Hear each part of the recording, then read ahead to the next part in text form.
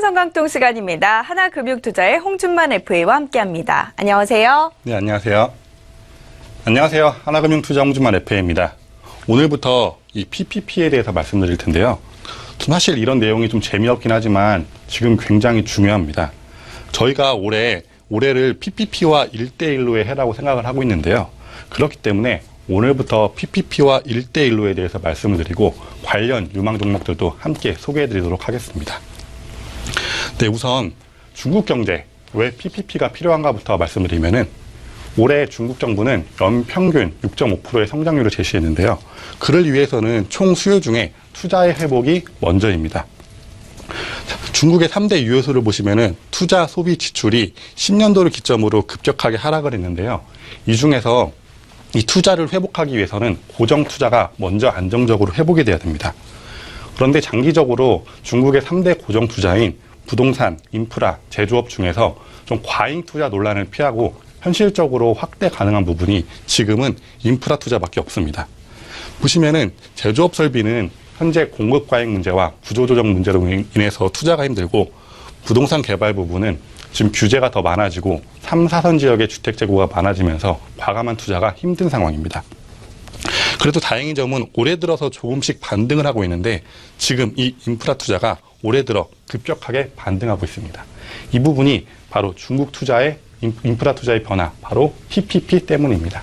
중국은 앞으로 이 부분을 더욱더 확대해 나갈 전망입니다.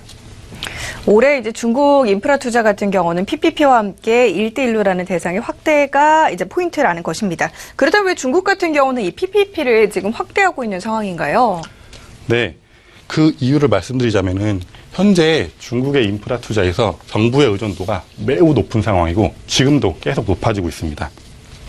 고정투자 자금 출처표를 보시면은 이 녹색선이 정부 예산이고 회색선이 민간 기업인데, 2010년도에는 민간 기업들의 투자가 더 많았지만 지금은 정부의 비중이 매우 높아지고 이 격차도 계속 벌어지고 있는 상황입니다.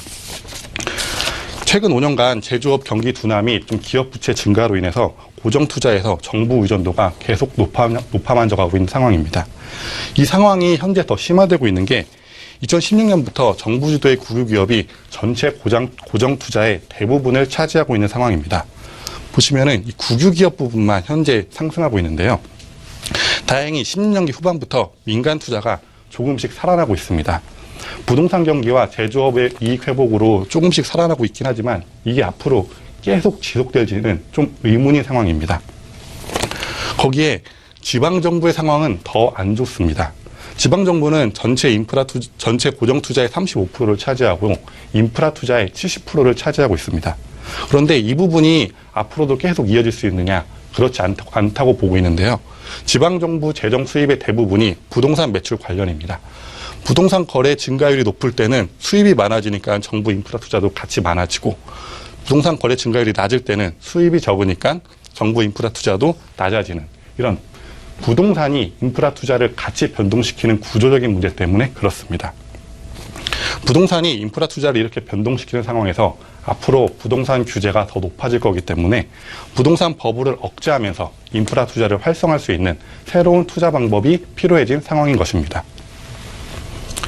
거기에 지방정부는 지방 국유기업을 통해서 부채의 87%를 인프라에 투자하고 있는데요.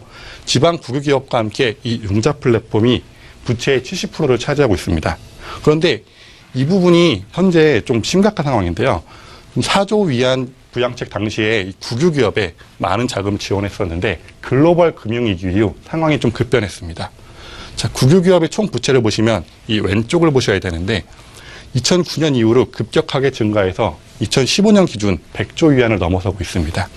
국유기업의 적자 규모는 이 오른쪽 표를 보셔야 되는데 밑으로 내려갈수록 그 규모가 큰 것입니다.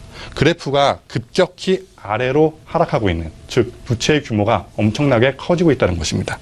이런 상황이 되자 융자 플랫폼은 더 이상 지방 국유기업, 지방정부에 대출을 해주지 못함으로써 지방정부의 인프라 투자 기능이 크게 약화되었습니다. 그 결과 2016년 지방정부의 고정투자 목표 달성률을 보시면은 상위 몇 개 도시들은 상회를 냈고 그 외에는 달성, 그리고 절반 이상이 목표 달성에 실패했습니다.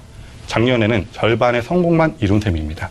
그런데 올해 더 심각한 것이 보시면은 2017년 목표 전망치를 보시면은 단 4개의 도시만 상향 조정이고 나머지 도시들이 모두 유지나 하향 조정입니다.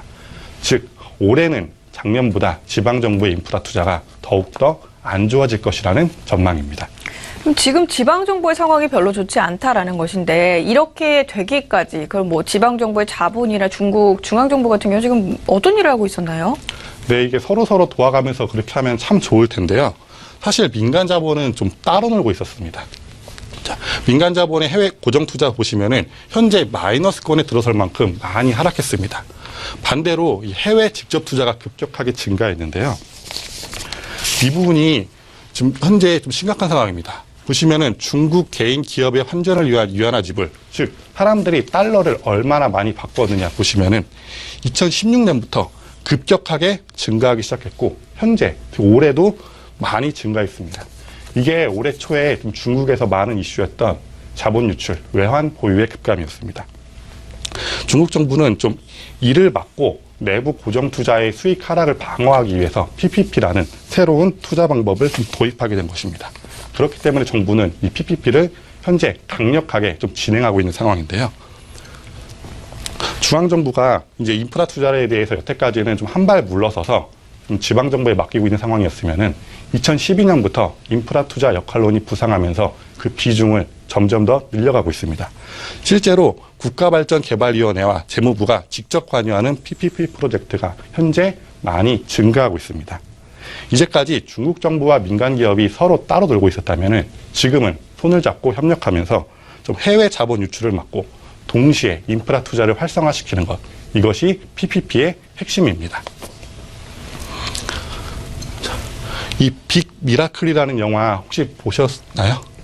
보신 분들도 있으실 텐데 이게 실화를 바탕으로 한 영화고요. 좀 매우 감동적인 영화입니다. 1988년 냉전 시대에 이 북극에 회색고래 가족이 갇히게 되는데요.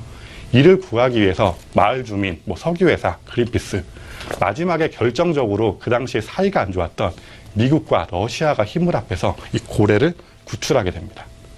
현재 경제 성장률 하락 등 이 빙하에 갇힌 중국, 이 빙하에 갇힌 중국을 중앙 정부와 민간 기업이 손을 함께 잡고 구출해낼 수 있을지 좀 주목이 되는데요.